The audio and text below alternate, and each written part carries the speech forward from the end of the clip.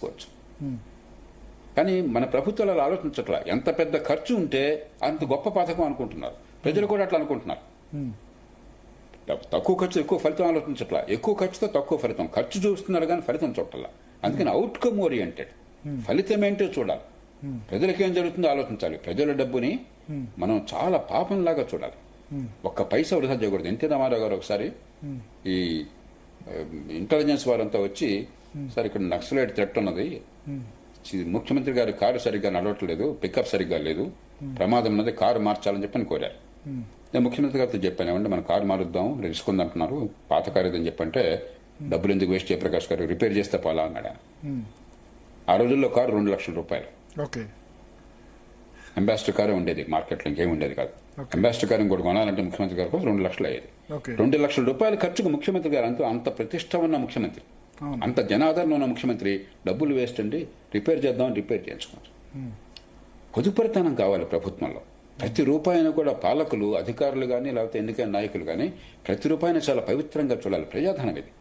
ఆ ప్రజాధనాన్ని పవిత్రంగా చూడకుండా దుబారా చేయడం అనే సంస్కృతి కూడా వచ్చింది. దాన్ని మనం పక్కన పెట్టి అవినీతిని చూడలేం. ఎప్పుడైతే ఆ సంస్కృతి అట్లా వచ్చిందో, ప్రజలు 1000 కోట్లు మాట్లాడుతున్నాం, ప్రతి 10 కోట్లు నొక్కేయడం మామూలు అయిపోయింది. పెద్ద కష్టం కాదు, గొప్పగా. మీరు కూడా ఉన్నారు ఇందాక, 50,000 తింటే వాడిని పట్టుకుంటున్నాము, అది పెద్ద బండి. యాక్చువల్లీ 50,000 లంచ్ తీసుకుంది ఎవరంటే ఆయన ఇంజనీరింగ్ చీఫే, కానీ డిపార్ట్మెంట్ పంచాయతీరాజ్. వీళ్ళు ఇరిగేషన్ డిపార్ట్మెంట్ ఈఎన్సీ 100 కోట్ల ఆస్తులు, పంచాయతీరాజ్ ఈఎన్సీ 50,000 రూపాయలు స్వయంగా ఆయనే తీసుకున్నారు లంచం. నాకు తెలిసి ఈ ఇరిగేషన్ డిపార్ట్మెంట్ లో 50,000 క్లర్క్ లెవెల్ కూడా రిజెక్ట్ చేస్తాడేమో. అంటే డిపార్ట్మెంట్ వైజ్ ఇంత అంతరం ఉంది అని చెప్తున్నాను నేను. అదేమవుతుందంటే సుమతి శతకంలో చెప్పినట్టుగా, ఏట్లో గానీ లేకపోతే చెరువులో గానీ నీళ్లు చేరితేనే కప్పలు తెప్పలుగా వస్తాయి. ఎక్కడ డబ్బు ఉందో అక్కడ అవినీతి పుష్కలంగా ఉంటుంది. డబ్బు లేకుండా డ్రైగా ఉన్న శాఖల్లో అవినీతి కష్టం అవుతుంది. ఉదాహరణకి స్టాటిస్టిక్స్ డిపార్ట్మెంట్ ఉన్నది, డబ్బులు తినాలని ఏం తినడానికి లేదు అక్కడ.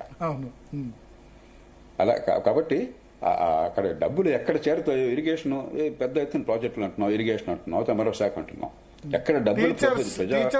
టీచర్ చాలా తక్కువ, కరప్షన్ చేసింది చాలా తక్కువ ఎడ్యుకేషన్ లో. ఎగ్జాక్ట్లీ.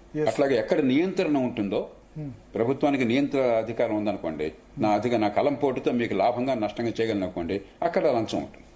ఈ 2 ప్రధానమైన. ప్రభుత్వం ఖర్చు ఎక్కడ ఎక్కువ ఉందో మరింత జాగ్రత్తగా ఉండాలి. అలాగే ప్రభుత్వానికి నియంత్రించే అధికారం, ప్రజల జీవితాన్ని శాసించే అధికారం ఎక్కడ ఎక్కువ ఉందో అక్కడ జాగ్రత్తగా ఉండాలి. సార్, ఇప్పుడు ప్రభుత్వానికి, ఇప్పుడు మీరు ఐఏఎస్ అధికారిగా పనిచేసే